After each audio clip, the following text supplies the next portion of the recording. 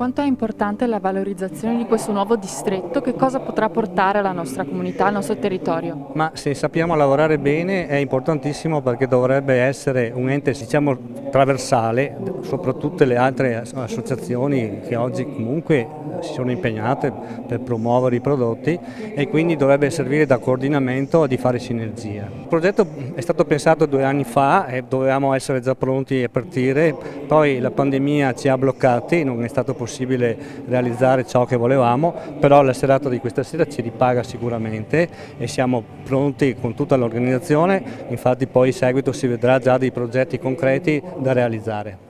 Quali sono le finalità di questo progetto? Ci sono una serie di progetti già concretamente realizzabili?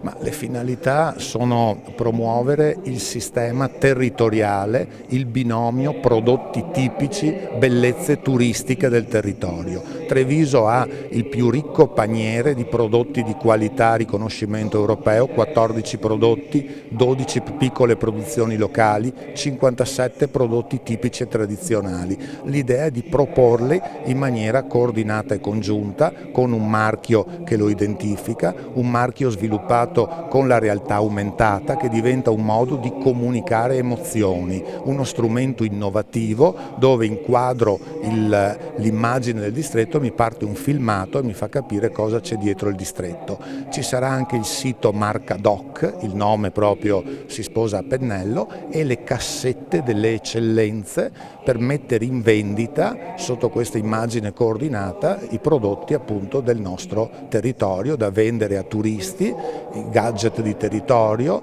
e da mettere anche in esposizione negli attrattori turistici dove girano turisti e persone. Noi siamo il distretto del cibo più vicino a Venezia, perché Treviso chiaramente è a confine, siamo la terraferma del cibo, e perciò abbiamo una grande responsabilità e abbiamo anche l'opportunità di sfruttare anche quello che Venezia ci può offrire, no?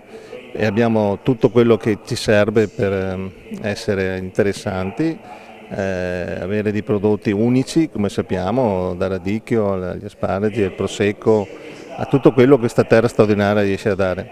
Perciò ripeto, ci sono tutte le carte in regola per far bene, tutti devono fare la propria parte, ma io sono convinto che alla fine con diciamo, quel percorso di crescita, di valorizzazione che è necessario, si possa veramente dare una risposta e far conoscere questo territorio per quella sua parte straordinaria che è appunto la gastronomia e le offerte delle tante eccellenze che abbiamo. Noi abbiamo il bisogno di dare voce a queste aziende, ma bisogna anche chiaramente dargli un sostegno forte e soprattutto mettere insieme le due cose. È ovvio che il distretto del cibo ha una valenza fondamentale proprio perché questi prodotti possono essere conosciuti e possono essere portati ovunque nel mondo.